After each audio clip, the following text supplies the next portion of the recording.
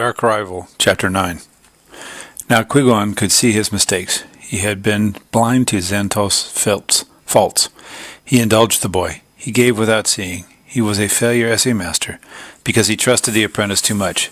He let his fondness blind him to what he should have seen all along. After some reflection, Qui-Gon decided to ask Sontag and Virta if they had seen a box like the one Obi-Wan had described. They had both visited the Agricore enrichment zones many times. Perhaps there was a simple explanation for what Obi-Wan had found. Qui-Gon described the box, and Virta nodded. "I've seen a box like that." "So have I," Sontag agreed, thinking. "In the Western Enrichment Zone. I was just there recently." "I think I saw one in the Northern Zone," Virta added. "It was with other equipment. I'm sure it contains Agricore's instruments." It was exactly the response Qui-Gon had been hoping for. The box must not be significant. In the other zones, it had been in plain view. So why was he worried? Maybe because it had been placed with off-world mining equipment. Obi-Wan couldn't have been wrong about that. Back in his quarters, he jacked into his data pad to investigate off-world. He was curious about what positions Xanatos held. His former apprentice had been uncharacteristically silent on that subject. If he was a high official, wouldn't he have boasted of his title? Qui-Gon searched off-world company records. He could find no mention of the name Xanatos, which meant what? Either Xanatos was lying about his involvement, or his position was a secret within the company. But why? Qui-Gon clicked a few more keys. The head of the company was anonymous, but a board of directors was listed. Qui-Gon recognized most of the names, rulers of world that had were virtually controlled by off-world figureheads. There was no answer yet, but he had an idea where to look for them. It was time to pay a visit to off-world headquarters. Off-world did not try to beautify their Bandemir office. The building, a black windowless block, echoed the grim mines that surrounded it. Qui-Gon entered the center hall with its azurite-studded walls. The mineral was its only decoration. A Hutt security guard sat behind a black cube that served as a desk. His body rolled past the confines of the desk. He turned flat, dead eyes toward Qui-Gon. "I have come to see Xanatos," Qui-Gon said. "Move, wretch," the Hutt replied, bored.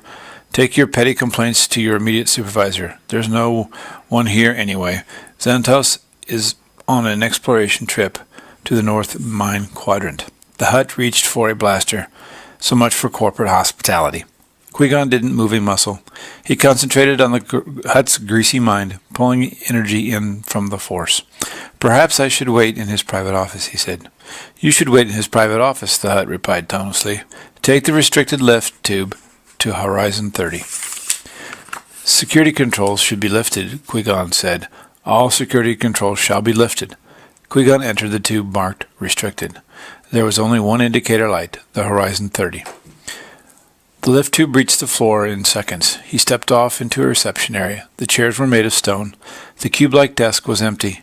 He could see no door other to another room, just a blank, empty wall. A blank wall. He placed a hand against the wall. When he took it away, he saw a brief flicker of transparency. Obi-Wan's description tugged at Qui-Gon's memory.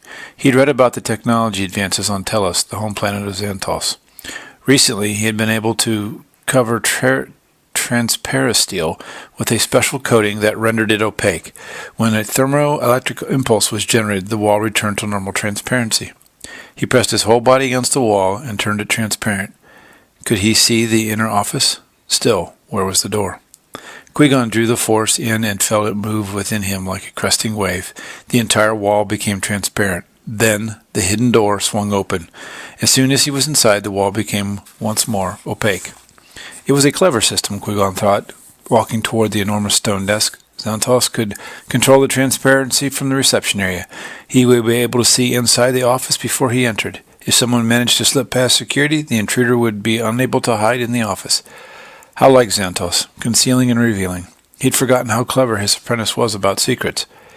He would reveal something, leading you to think he'd told you everything, but what he revealed was always a trifle. He could keep his most important secrets under his control. The only piece of furniture in the office was a stone desk. Qui-Gon pressed a button and the data pad rose from the top of it.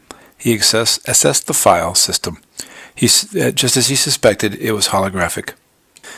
The files rose before him. He flipped through the directory. He wasn't sure what he was looking for. There was a file on the home planet mine as he assessed it. And he assessed it. It was very helpful, just a list of money and droids that had been loaned to after the explosion. He closed it. Then he saw a file directory with no name. An icon hovered where a label should have been.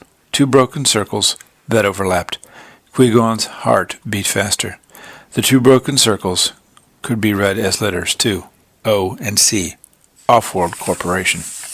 Qui-Gon assessed the directory, but a warning light pulsed red. "Password, please," a voice said. Qui-Gon hesitated. Knowing Xantos, he had only one chance to get it right. If he didn't, Xantos had surely rigged the hologram to alert him that someone had tried to break in. It was a risk, but he had to take it. "Cyron," he said, using Xantos' father's name. The directory flipped open. He scanned the list of files. To his dismay, they were all written in code. He would never have time to break it, and if he removed a file, Xantos would know he'd been there. But he'd gotten what he'd come for anyway. Qui-Gon closed the file system thoughtfully. 2 broken circles had formed the initials of the Offworld Corporation. Perhaps others would see that as a coincidence, but he knew that nothing was casual to Xantos. Qui-Gon's instinct told him that he had found the person who controlled Offworld. Perhaps Xantos had even founded it. But why would he keep it secret? So he could maneuver more easily, Qui-Gon guessed. Xantos had always preferred stealthy and trickery to achieve his ends. And the question was, what was Xantos after?